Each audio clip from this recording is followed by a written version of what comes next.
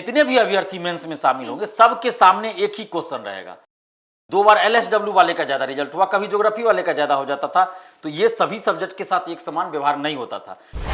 E option को हटाने की मांग कर रहे हैं हम लोग कि जो 3 साल से ज्यादा समय से बीपीएससी ऑफिस के अंदर जमे हुए हैं उन सारे अधिकारी कर्मचारियों को बाहर किया जाए। जांच में खुलासा हुआ था कि बीपीएससी ऑफिस के अंदर से ओएमआर सीट बाहर ले जाकर रंगी गई।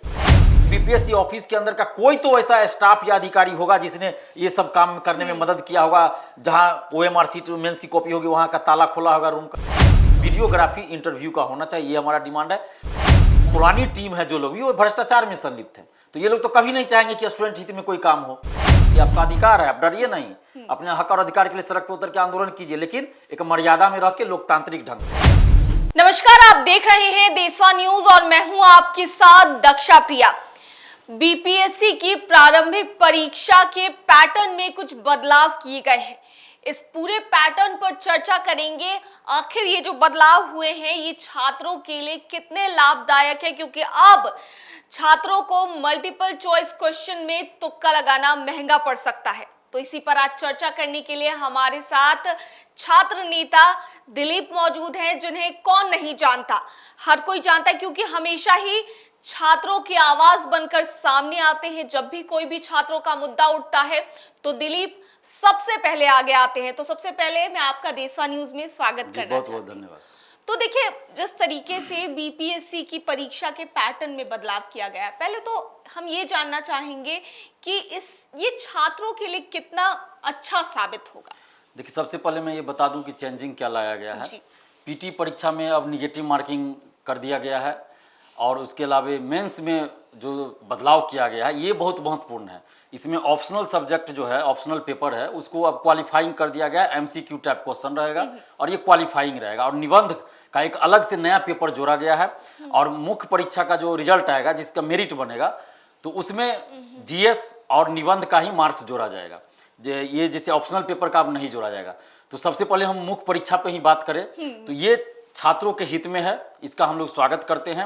हालांकि कुछ छात्रों को इससे दिक्कत है, जैसे ऑप्शनल की तैयारी वो अच्छा से कर चुके हैं और अचानक से ऑप्शनल को क्वालिफाइंग कर दिया गया, तो उनको थोड़ा सा दिक्कत लगेगा कि हम तो पूरा तैयारी कर लिए थे लेकिन ये क्वालिफाइंग ही रहेगा। तो इससे उनको घबराना भी नहीं चाहिए। अगर आपने तैयारी अच्छा से कर लिया है तो क्वालिफाइंग पेपर तो है ही, वैसे भी पढ़ना है। ऐसा नहीं है जैसे हिंदी क्वालिफाइंग है वैसे ही आपको ये ऑप्शनल पेपर भी क्वालिफाइंग है। तो ऐसा नहीं कि आपको नहीं पढ़ना है, अभी भी पढ़ना है, लेकिन क्वालिफाइंग है। तो ये एक सकारात्मक कदम है। और अब जो प्रक्रिया होगी, जो चयन की प्रक्रिया है, वो पहले से ज़्यादा बेहतर होगी। इसमें क्या है कि अधिकारियों की जो नियुक्ति की होगी वो पहले के अपेक्षा ज़्यादा अच्छे से होगी। और इसमें जो रट्टा मारने वाले थे, जैसे पहले बहुत सारे लोग चले जाते थे, उससे अब मुक्ति मिलेगा और अच्छे लोग का चयन होगा। पहले से ज़्यादा बेहतर होगा, क्योंकि अब अधिकारियों की नियुक्ति की जाती है बीपीएससी के द्वारा और वो अधिकारी सरकारी योजनाओं का क्रियान्वयन करते हैं, सरकारी योजनाओं को बनाने में मदद करते हैं। तो उनका हर तरह से आकलन होना चाहिए, उनके ज्ञान की, उनके बुद्धि विवेक की। और उसमें मैं समझता हूं कि निबंध का जो पेपर है वो बहुत महत्वपूर्ण भूमिका निभाता है। पहले क्या था कि ऑप्शनल पेपर 2 सब्जेक्ट होता था, 2 ऑप्शनल सब्जेक्ट होता था। उसमें क्या हुआ कि रट के लोग गए, ऑप्शनल में एकदम रहता था 10 क्वेश्चन पढ़ के जाइए, उसमें से 5 लिख के आ जाइएगा। तो कोचिंग पे भी निर्भरता ज़्यादा थी। उसके बाद एक ऑप्शनल किया गया बीपीएससी में, उसमें भी क्या हुआ, कोचिंग पे निर्भरता थोड़ी कमी। लेकिन अब ऑप्शनल पेपर को ही, ऑप्शनल सब्जेक्ट को ही क्वालिफाइंग कर दिया गया। तो अब कोचिंग से भी निर्भरता काफ़ी हद तक बहुत कम हो जाएगी, नहीं के बराबर समझिए। अगर कोई स्टूडेंट चाहे तो जीएस में किसी से मार्गदर्शन लेके, अपने सीनियर से लेके भी, अपने से सेल्फ से भी तैयारी कर सकते हैं। और ऐसे बहुत सारे एग्जाम्पल है, उदाहरण है, जो कि यूपीएससी निकाले हैं, बीपीएससी या अन्य सिविल सेवा भी सेल्फ स्टडी से भी निकाले हैं। मेरा कहना है कि पहले से कोचिंग पे निर्भरता अब बहुत कम हो जाएगी और इससे छात्रों को फायदा है, नुकसान नहीं है। क्योंकि पहले क्या होता था कि कोई सब्जेक्ट बूम कर गया, जैसे 48 से 52 में हुआ था कि एंथ्रोपोलॉजी बूम कर गया। उसमें जितने लोगों ने एंथ्रोपोलॉजी से मेंस परीक्षा दिया उसमें 90% का रिजल्ट हो गया, लगभग एक आंकड़ा बता रहे हैं। उसके बाद 2 वर्ष क्या हुआ, हिंदी ऑप्शनल वाले का ज़्यादा रिजल्ट हुआ, 2 बार एलएसडब्ल्यू वाले का ज़्यादा रिजल्ट हुआ, कभी ज्योग्राफी वाले का ज़्यादा हो जाता था। तो ये सभी सब्जेक्ट के साथ एक समान व्यवहार नहीं होता था और इसके लिए हम लोग लगातार आवाज़ उठा रहे थे। 22 अगस्त को भी जब हम लोग आंदोलन कर रहे थे बीपीएससी ऑफिस, तो वहाँ भी हम अध्यक्ष महोदय से मिलकर इन बातों को रखे थे कि आप मेंस में एक समान व्यवहार कीजिए सभी सब्जेक्ट के साथ। तो इसी को ध्यान में रखते हुए स्केलिंग के लिए राय मांगी गई थी स्टूडेंट से ही। तो इसी को ध्यान में रखते हुए ऑप्शनल को अब क्या किया गया है क्वालिफाइंग कर गया। तो इससे फायदा ये है कि अब जितने भी अभ्यर्थी मेंस में शामिल होंगे सबके सामने एक ही क्वेश्चन रहेगा। ऐसा नहीं कि मेरे सामने कोई और क्वेश्चन, आपके सामने कोई और क्वेश्चन, उसके सामने कोई और क्वेश्चन। जैसा कि पहले ऑप्शनल अलग अलग रहने पे अलग अलग क्वेश्चन हो जाता था ना, हिंदी वाले का हिंदी ऑप्शनल का अलग हो गया, हिंदी ज्योग्राफी का अलग। तो अब तो कम से कम ऐसा नहीं होगा, सभी के सामने एक समान क्वेश्चन और उसका आंसर सभी को देना है। तो इस पे आकलन सही से होगा, तो इसका हम लोग स्वागत करते हैं। और अब आते हैं पीटी पे। पीटी में निगेटिव मार्किंग लागू किया गया, तो इसका भी हम लोग स्वागत करते हैं। लेकिन ई ऑप्शन को हटाने की मांग कर रहे हैं हम लोग। और ई ऑप्शन हटाने की मांग आज पहली बार नहीं कर रहे हैं, हम लोग 3 साल से कर रहे हैं। 3 साल से ई ऑप्शन हटाने की मांग करें, क्योंकि ई ऑप्शन में 2 ऑप्शन रहता है, इनमें से एक से ज्यादा सही, ऑब्लिक इनमें से कोई सही नहीं। तो ये दोनों अपने आप में विरोधाभास है। तो इसलिए या तो ई ऑप्शन को पूरा हटा दीजिए, या ई ऑप्शन में जो 2 ऑप्शन है उसमें से किसी एक ऑप्शन को आप विलुप्त कर दीजिए, हटा दीजिए, एक ऑप्शन रहने दीजिए। तो ये अच्छी बात होगी। या एक छठा ऑप्शन कर दीजिए, तो वो ज्यादा बेहतर है। तो ई ऑप्शन हटाने की मांग हम लोग कर रहे हैं। और इंटरव्यू में वीडियो रिकॉर्डिंग होना चाहिए, ये भी हम लोग की मांग है। और साथ में इतनी जो ये व्यापक बदलाव किया गया है, इसके साथ साथ हम ये भी मांग कर रहे हैं कि जो 3 साल से ज्यादा समय से बीपीएससी ऑफिस के अंदर जमे हुए हैं, उन सारे अधिकारी कर्मचारियों को बाहर किया जाए। जी, तो जिस तरीके से पैटर्न में बदलाव हुए, कुछ छात्र जो है इसका विरोध भी करते नजर आ रहे हैं, इस पर क्या कुछ कहेंगे? देखिए, छात्र ज्यादा विरोध कहाँ कर रहे हैं, 99% छात्र इसका स्वागत ही कर रहे हैं। हाँ, ई ऑप्शन का विरोध सभी स्टूडेंट्स कर रहे हैं। ई ऑप्शन का विरोध 100% स्टूडेंट्स कर रहे हैं कि ई ऑप्शन हटाया जाए, और मेंस में जो बदलाव हुआ उसका स्वागत कर रहे हैं 99%। क्या होता है ये जरा ई ऑप्शन पीटी में है, उसमें 5वां ऑप्शन के रूप में ई ऑप्शन है, उसमें 2 ऑप्शन है। जैसे किसी सवाल का मान लीजिए पूछा गया है कोई सवाल, बिहार के मुख्यमंत्री इनमें से कौन कौन रहे हैं, 4 ऑप्शन आपका दिया हुआ है। 4 मुख्यमंत्री का नाम हो सकता है, हो या 2 ही उसमें मुख्यमंत्री हैं, और 2 जो है मुख्यमंत्री नहीं रहे हैं। और 5वां ऑप्शन ई ऑप्शन है। उसमें ई ऑप्शन में क्या, इनमें से एक से ज्यादा सही, ऑब्लिक इनमें से कोई सही नहीं। अब मान लीजिए उसमें से 2 व्यक्ति ऐसे हैं जो बिहार के मुख्यमंत्री रहे हैं, हम उसका जवाब ई ऑप्शन दे रहे हैं इसलिए क्योंकि हमको पता है कि 2 आदमी उसमें से मुख्यमंत्री रह चुके हैं, इसलिए हम ई ऑप्शन मार रहे हैं। लेकिन कोई ऐसा अभ्यर्थी भी होगा ना जिसको लगेगा कि चारों में से कोई मुख्यमंत्री नहीं रहे हैं, वो भी ई ऑप्शन ही मारेगा, क्योंकि इनमें से कोई सही नहीं। तो हम भी सही, वो भी सही, ये कैसे हो सकता है? तो इसलिए मैं ई ऑप्शन का विरोध कर रहा हूं। और कुछ कोचिंग संचालक हैं जो मेंस में जो बदलाव हुआ है उसका विरोध कर रहे हैं। तो इनके विरोध से कुछ नहीं होता है। जब आंसर गलत दिया जाता है तो कोचिंग वाले चुप रहते हैं, उस समय तो इनका मुंह नहीं खुलता है। जब धांधली सेटिंग होती है, कट ऑफ ज्यादा जाता है, तो कहते हैं कि क्वेश्चन इजी था तो कट ऑफ ज्यादा गया। बोलने की हिम्मत नहीं होती है कि धांधली हुई है। 66वीं में पेपर लीक हुआ, उसमें बोलने की किसी की हिम्मत नहीं हुई। 67वीं में इतना धांधली हुआ, 9 प्रश्न का उत्तर गलत दिया गया, तो इसमें कोई सामने 1-2 टीचर को छोड़ दीजिए, तो कोई टीचर सामने नहीं आया बोलने के लिए। तो अब क्यों बोल रहे हैं कि गलत हो रहा है भाई? क्योंकि अब उनके कोचिंग पे आ रहा है इसलिए। और जब लाखों छात्रों के भविष्य के साथ अन्याय हो रहा था, जिसको इन्होंने पैसा लेके पढ़ाया उसके साथ अन्याय हो रहा था, ये चुप थे, कुछ एक शब्द नहीं बोल रहे थे। और कोचिंग तक नहीं बंद करते थे जिस दिन आंदोलन होता था। 2-3 टीचर को छोड़ दीजिए, तो पटना में सभी टीचर कोचिंग खुला रखते हैं जब आंदोलन होता है तो। और आज हाई तौबा क्यों मचा रहे हैं? तो ये छात्र हित में है, हम लोग स्वागत करते हैं। और जिनको अगर लगता है कि गलत है तो वो सड़क पे उतर के आंदोलन करे, स्वतंत्र है इसमें कोई। अगर जिन शिक्षकों को लगता है कि ये गलत है तो वही आंदोलन करे, उतर के सरकार से मांग करे, कोई रोक तो है नहीं इसमें। लोकतंत्र है, कोई भी आंदोलन कर सकता है, अपनी मांग रख सकते हैं। जी, पिछले दिनों आप सड़कों पर आंदोलन करते हुए नजर आ रहे थे, लगातार आपके साथ में हजारों जो छात्र हैं वो आंदोलन के लिए उतरे थे। तो ये कारण जानना चाहेंगे हम कि आखिर किन वजहों को लेकर 9 प्रश्नों की भी बात सामने आ रही थी, किन वजहों को लेकर आप सड़कों पर, और सिर्फ एक ही बार नहीं, काफी दिनों से हम देख रहे हैं कि आप आंदोलन करते हुए नजर आ रहे हैं। 67वीं बीपीएससी पीटी का पहली बार 8 मई को परीक्षा हुई, उसका पेपर लीक हुआ, जिसको कि मैंने ही मुख्यमंत्री जी को भेजा था। उसके बाद एग्जाम कैंसिल हुआ, जांच बैठा, 18 लोग अरेस्ट हुए। जब जांच बीपीएससी ऑफिस के अंदर पहुंचा तो जांच को बंद कर दिया गया। और जांच में खुलासा हुआ था कि बीपीएससी ऑफिस के अंदर से ओएमआर शीट बाहर ले जाकर रंगी गई, मेंस की कॉपियां बाहर ले जाकर लिखवाई गई। तो फिर बीपीएससी ऑफिस के अंदर का कोई तो ऐसा स्टाफ या अधिकारी होगा जिसने ये सब काम करने में मदद किया होगा। जहां ओएमआर शीट मेंस की कॉपी होगी वहां का ताला खोला होगा रूम का। तो आखिर किसी पे कोई कार्रवाई नहीं हुई।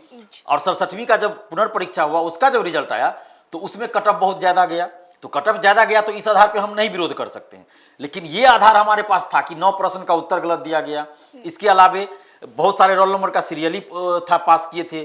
पीडीएफ में छेड़छाड़ की बातें कही जा रही थी, स्टूडेंट्स द्वारा ही कही जा रही थी। तो इस पे हम लोग चाह रहे थे कि एक बार सीबीआई जांच आप करवा दीजिए रिजल्ट में धांधली सेटिंग का, और जो पेपर लीक हुआ उसका, ताकि वो सारे लोग पकड़े जाए जो हर बहाली में धांधली कराते हैं। तो ये मुद्दा था। उसके अलावा 9 प्रश्नों का उत्तर सुधार कर आप रिजल्ट दीजिए, ये मुद्दा था। अमरिंदर कुमार जो परीक्षा नियंत्रक भी है और सचिव भी उनको बना दिया गया है, उनको हटाने की बात थी। और इनके अलावा जितने भी लोग 3 साल से ज्यादा से बीपीएससी ऑफिस के अंदर जमे हुए हैं उन सबको हटाया जाए, ये मांग थी। बीपीएससी पीटी से ई ऑप्शन को हटाया जाए, ये भी मांग था।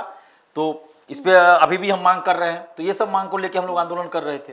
तो काफी दिनों से आप लोग आंदोलन कर रहे हैं और कहीं ना कहीं अभी तक आपकी मांगे नहीं मानी गई हैं, तो फिर आगे क्या इसमें देखने को मिल सकता है? देखिए, सारी मांगों को नहीं माना गया, ये बात सही है, लेकिन कुछ मांगों को माना गया है। जैसे एक्सपर्ट टीम को बाहर कर दिया गया, जिस एक्सपर्ट टीम ने लगातार आंसर गलत दिया, क्वेश्चन गलत सेट किया जानबूझकर, दबाव में आके या फिर भ्रष्टाचार में संलिप्त होके, तो हम लोग उनको हटाने की मांग कर रहे थे, तो उनको हटा दिया गया है।